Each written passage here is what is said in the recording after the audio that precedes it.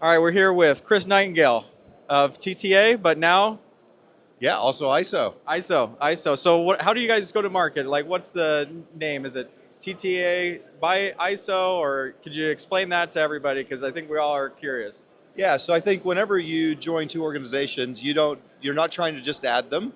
The minus sign kind of, says something different, right? Yeah. So what we want to do is we want to say, look, this is really two companies that are multiplying one another. So the Awesome. X isn't by one or the other, it's more Yeah. about a multiplication. So Awesome. it's multiplying the efforts, the accomplishments, and of course the skills and talents of the team. All right. All right. And what's your role, Kris? I'm the president of the Americas. So Okay. it's about pulling these business units together and making it one unit, one business for our customers to use and depend on. All right. And does that also include South America as well when you say the Americas? Yeah, so I think over time it certainly does, but South America is much more of a developing market, so we kind of take these kind of one at a time.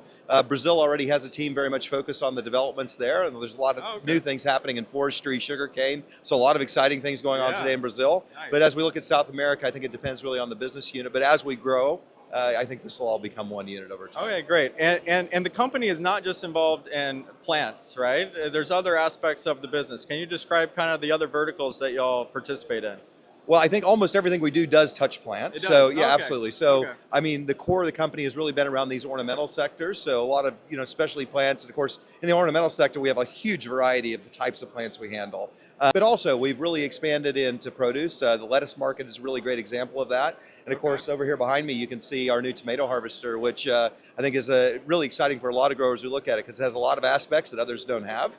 And I think if you look at our background in robotics, the things we've accomplished with plants, it's probably most believable from the things we have done that people thought weren't possible to believe that we can probably do a tomato harvester that is commercially viable. So we're really excited about this over the coming 6 months. Now that's really interesting because there's a lot of startups in the space right now. Y'all have been around for how many years total? Would you say? Oh yeah, roughly? so TTA came into being in 1996 and ISO just in the early 2000s. But ISO's done some very, very innovative things. So first sticking robot, they did a lot of things in the chrysanthemum space that a lot of people couldn't figure out how in the world this was ever going to happen. They did these things and accomplished them and did them very successfully. So I think what we're really excited about is that these are two very innovative companies that just look at problems in a different way. And I think the challenge for a startup, particularly in a tomato harvester, is this is a very complicated thing to do, particularly at volume. And then it's even more complicated to give to a customer and for the customer to rely on, saying, okay, I can rely on this for the next 7 months to pick my tomatoes.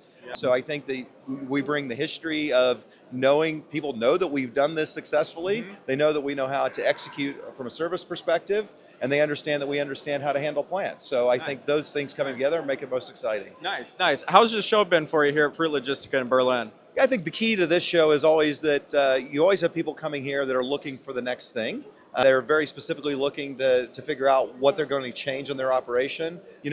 Whether it be politics or just the general cost of doing business. I think we're always in a changing world. I think last week and last weekend, we went through all these tariff discussions. So what's the world we wake up in today? And I think everybody has to always recalculate what the opportunity is. So yeah, we see a lot of our clients here from the Americas, North America, so United States and Canada, Mexico, South America, and then Europe pours into an event like Fruit Logistica.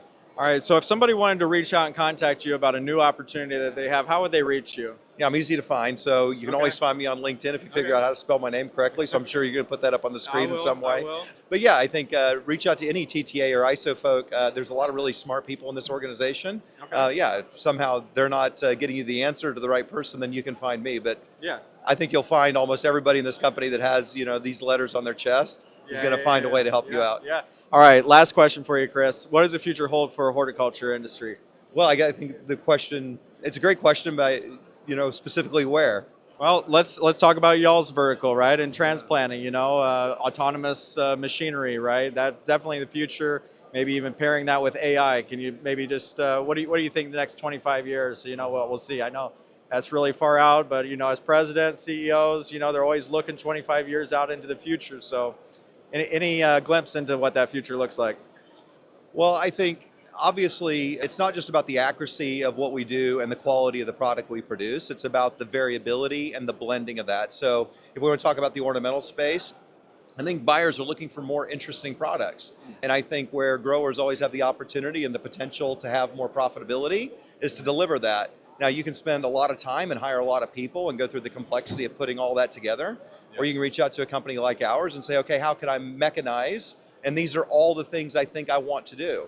And it only takes a few minutes to really sit down and design machinery within the platform of things we already have that can make you a much more interesting product. So, I mean, the conversations I've had, whether it be, you know, at the Tropical Fruit Expo or Tropical Plants Expo in Florida recently, or at IPM last week, or even at this show here, people are looking for those things. And when you get into the specifics, they get pretty excited. So I think what people often miss about suppliers like ourselves is that, you know, there's a lot of things that we're already ready to do before you've even asked for them. Yeah. And so we try to spend a lot of time in the field talking to our customers about what the potential is.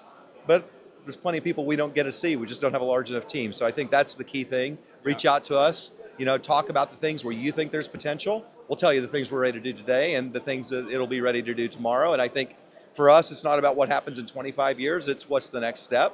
Yeah. And can we take the next step together in a way that gives you the next 5, 7, or 8 steps? Because I think that's really what's important to a partnership. Awesome. Awesome. Thanks for your time, Kris. Right. Hope you have a great show. Right, thanks. Bye-bye.